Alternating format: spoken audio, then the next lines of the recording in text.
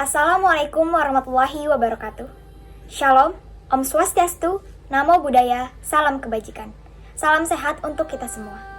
Puji syukur kehadirat Allah Subhanahu wa Ta'ala, Tuhan yang Maha Esa, atas berkat rahmat dan karunia-Nya kita berada dalam keadaan sehat walafiat.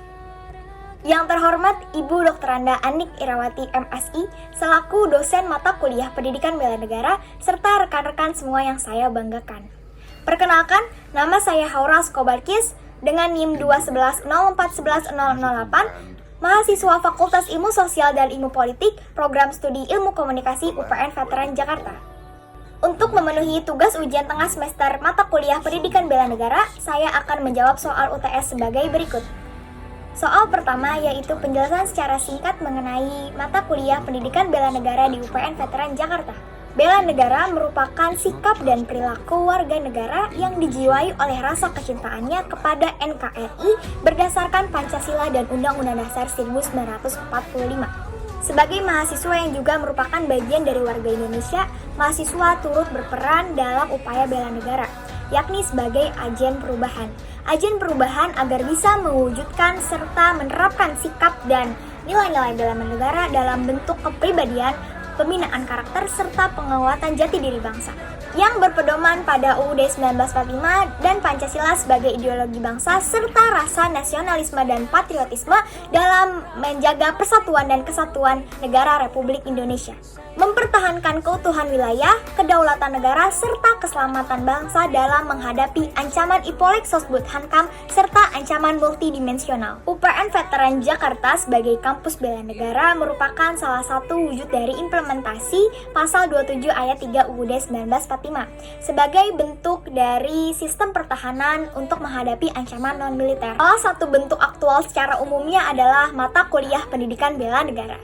Dengan adanya mata kuliah Pendidikan Bela Negara sebagai mata kuliah wajib Universitas Pembangunan Nasional Veteran Jakarta, yakni Kampus Bela Negara, diharapkan mampu menghasilkan lulusan sarjana sebagai pionir pembangunan dalam mempertahankan NKRI yang berlandaskan dengan Pancasila sebagai ideologi bangsa serta Undang-Undang Dasar 1945 yang menerapkan serta bisa mewujudkan implementasi atau sikap perilaku yang mencerminkan dari nilai-nilai bela negara yang berbasis dan berpedoman nilai-nilai Pancasila sebagai implementasi dalam kehidupan sehari-hari. Soal kedua yakni implementasi nilai-nilai bela negara dalam kehidupan sehari-hari. Nilai-nilai bela negara bertujuan untuk mengupayakan terbangunnya karakter bangsa yang disiplin, optimis, kerjasama, leadership, serta gotong royong, yang menjunjung tinggi rasa persatuan dan kesatuan serta nasionalisme. Yang pertama yaitu rasa cinta tanah air. Saya sebagai warga negara Indonesia selalu menerapkan dan tanamkan dalam pikiran saya rasa nasionalisme, yakni di mana saya selalu bersyukur bahwasannya saya bisa dilahirkan di negara tercinta ini yaitu negara Indonesia dengan negara yang mempunyai banyaknya suku, ras, agama, budaya, serta banyak sekali sumber daya yang melimpah, budaya yang sangat beragam, dan wonderful Indonesia yang dilihat dari keindahan alamnya. Tentunya tidak hanya itu. Saya turut melestarikan budaya dan mencintai lingkungan hidup dengan mengekspresikan wujud tarian-tarian tradisional Indonesia sebagai kontribusi saya terhadap rasa nasionalisme ini. Saya juga menerapkan di diri saya harus bisa menghargai serta menghormati semua antar umat beragama, suku, ras, budaya walaupun berbeda-beda tetapi kita tetap satu jua.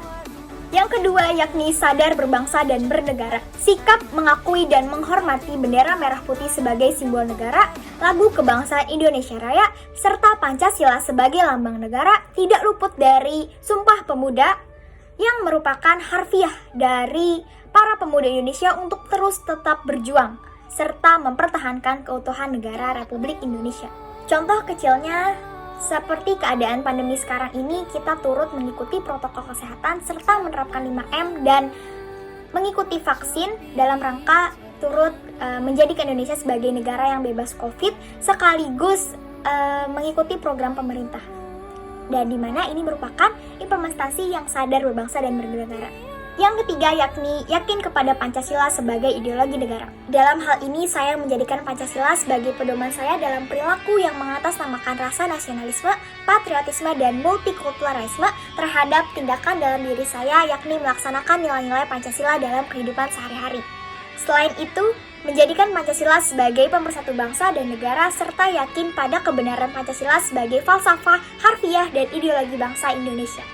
Yang keempat, yakni rela berkorban untuk bangsa dan negara. Sikap rela berkorban diwujudkan saya dalam berpartisipasi aktif di pembagian masyarakat, di pengabdian masyarakat, sosialisasi pemberdayaan masyarakat, serta kegiatan Karang Taruna dan volunteer, yakni demi memajukan kesejahteraan negara baik di bidang pendidikan, lingkungan, maupun yang lainnya. Yang kelima, yakni memiliki kemampuan awal bela negara. Dengan saya berpartisipasi aktif dalam masyarakat, saya sudah menunjukkan bahwa saya memiliki kemampuan awal bela negara walaupun dampaknya yang belum besar. Dalam hal ini, saya masih merasa harus mengembangkan kecerdasan emosional serta intelektual saya sebagai perwujudan kemampuan awal bela negara, yang nantinya senantiasa bisa memulihkan jiwa dan raga saya agar bisa menerapkan penuh sikap saya dalam bela negara. Soal ketiga, yakni penjelasan 4 konsensus dasar bernegara. Yang pertama yaitu Pancasila. Pancasila merupakan ideologi dasar negara Indonesia. Pancasila sebagai falsafah bangsa Indonesia yang bersumber dari hasil pengetahuan geopolitik yang diselaraskan demi merumuskan nilai-nilai Pancasila dengan anomali kondisi sosial masyarakat Indonesia. Pancasila yang pertama, ketuhanan yang Maha Esa, yang kedua, kemanusiaan yang adil dan beradab, yang ketiga, persatuan Indonesia, yang keempat, kerakyatan yang dipimpin oleh hikmah, kebijaksanaan dalam permusyawaratan perwakilan, yang kelima, keadilan sosial bagi seluruh rakyat Indonesia. Hakikat dan kedudukan Pancasila sebagai jiwa bangsa Indonesia, kepribadian bangsa Indonesia, serta pemersatu bangsa.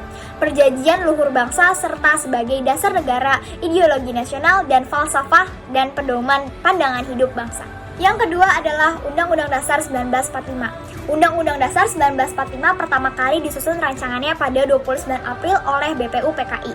22 Juni 1945 dibentuk Panitia 9 untuk merancang Piagam Jakarta yang menjadi naskah pembukaan Undang-Undang Dasar 1945. Lalu PPKI mengesahkan UUD 1945 serta KNIP mengukuhkan pengesahan UUD 1945. Nilai-nilai kebangsaan yang bersumber dari Undang-Undang Dasar 1945 ada 3, yaitu yang pertama, yakni nilai demokrasi. Setiap warga memiliki kebebasan yang bertanggung jawab. Yang kedua, yakni nilai kesamaan derajat. Setiap warga negara memiliki hak, kewajiban, kedudukan yang sama di depan hukum. Yang ketiga adalah nilai ketaatan hukum. Setiap warga negara tanpa pandang bulu wajib menaati setiap peraturan hukum yang berlaku.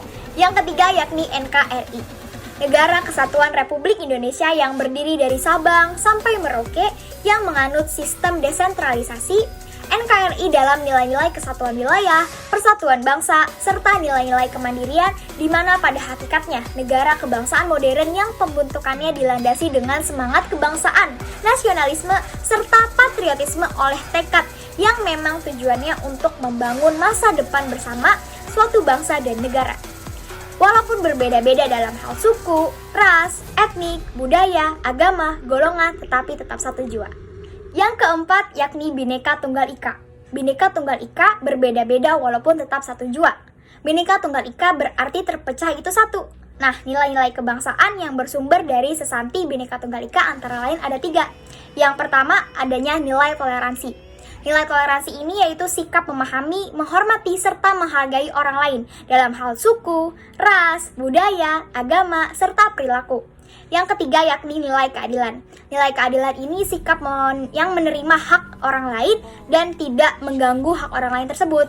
Nah, yang ketiga ini nih, nilai gotong royong. Nilai gotong royong ini sikap manusia untuk saling membantu, merangkul bersama-sama agar bisa mencapai suatu manfaat serta tujuan yang diinginkan.